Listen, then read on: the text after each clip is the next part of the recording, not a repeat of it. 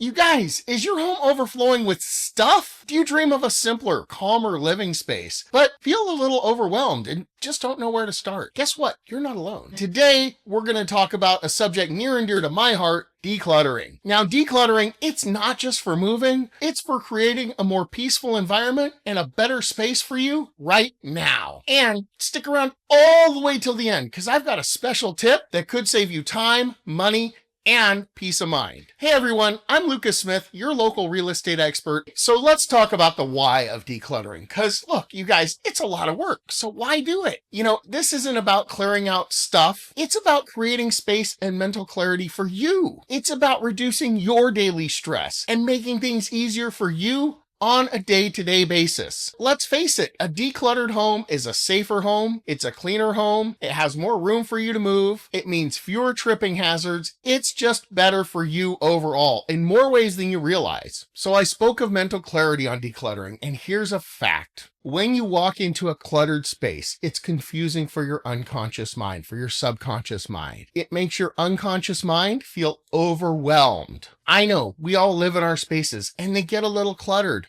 My garage, for instance, it becomes a catch-all for the coolers when my daughter went to the beach, or, me just to stick stuff in and forget about it. But after a few months, it gets to be overwhelming. I know, it's overwhelming to think about the amount of work you got to do, or decluttering or getting rid of stuff. All that's hard, I agree, but when you do, you feel better about it. Look, having less stuff, getting rid of that stuff that you don't use, translates to less stuff to clean up, and it's less messy. Being proactive with decluttering helps prepare for future needs. So shift your focus. Be willing to let go.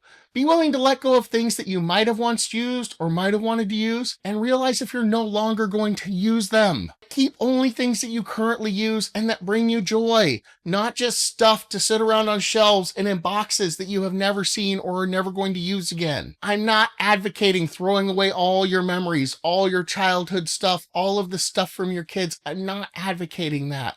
But what I am advocating is getting rid of those lamps that are sitting on a shelf in the garage that you haven't used for 5 years and you're never going to use. Keep only things that bring you joy, that you're actively using now or you're actively going to use in the future. Don't just clutter your life with stuff just to have stuff. Don't try to do it all at once. Avoid overwhelm by breaking it down into sections, by rooms, by even parts of rooms. Start small. Start with a single drawer, a single shelf, and as you're going through stuff, be willing to let go. Ask yourself, am I going to use this now or in the future? Once you start the habit of it, success in small areas is going to build momentum. It's going to get you going further and faster and more. Implement a practical strategy for decluttering. So you can use what's known as the 4-box method. So you're going to create 4 boxes. One is keep, one is donate/sell, one is trash, and one is relocate. So relocate, maybe that belongs to somebody else, like one of your kids who's moved out, and you call them up and you say, hey, Johnny, come and get your boxes of books, or I'm going to donate them to somebody who can use them. And as you go through the items on that shelf or in that drawer where you decided to start, make a decision about which box it's going in. And hot tip, if your keep box gets full too quick, you're doing it wrong. Something I like to apply, we'll call it the 1-year rule. It says if something's been sitting in a box or on a shelf for more than 2 years and I haven't used it, do I really need to keep it? Do I need to continue storing it? I mean, of course, there's things like seasonal items or holiday items that we drag out once a year. But again, you can sift and sort through those and ask, am I using this every year? So another hot tip for organization, utilize your vertical space effectively. You guys, shelving units and overhead racks and lofts are your friends. Wall-mounted organizers, shelf space, tiered organizers can create valuable counter space that you need in the future. And again, it's not just to pack junk in that you're never going to use. It's to store stuff in a manner where you can access it, use it, and put it back on the shelf. And don't forget your digital decluttering. Maybe you need to delete your inbox. Maybe you need to delete old photos or old stuff off your phone or things you're never going to use that are just taking up space and taking up memory. This reduces mental clutter. It's easier to find the stuff you do need, and it can make your devices run faster. Make sure you tackle paper clutter. Tackle that paper clutter right away. Do it on a regular scheduled weekly basis.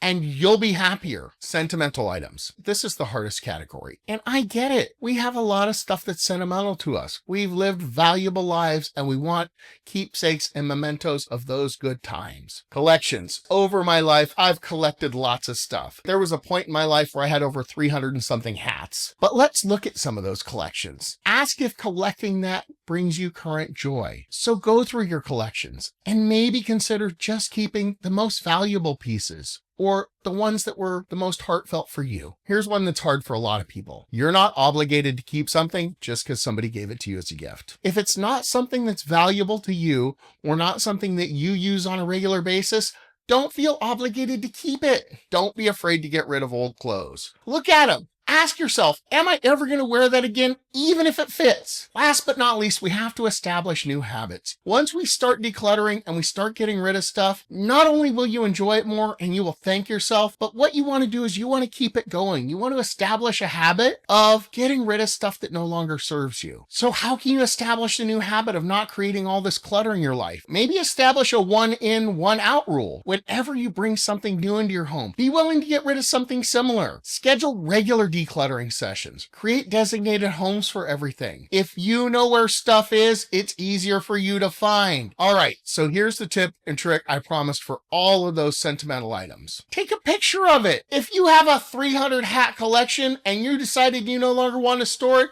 take a nice photo of it and store it digitally. Store all your physical photos digitally on a hard drive, something that you can keep somewhere that you know where it's at, so you can access them still and you don't have boxes of photos sitting around getting old or mildewy. For those few truly irreplaceable items, put those up proudly. Store them in someplace prominent. Store them in someplace where you can show them off. That way you don't have a bunch of stuff overflowing in boxes in the garage. You have your best memories displayed prominently where you can talk to people about them. Empty nesters, what's the one room in your home you're going to declutter first? If this guide has sparked your need to be clean, your need to declutter, please comment below. Let me know. I'm Lucas Smith, broker owner of Sell My Home Real Estate. Hey, thanks so much for staying around till the end and watching the whole video. I appreciate it. Have an amazing day, and we'll see you in the next video.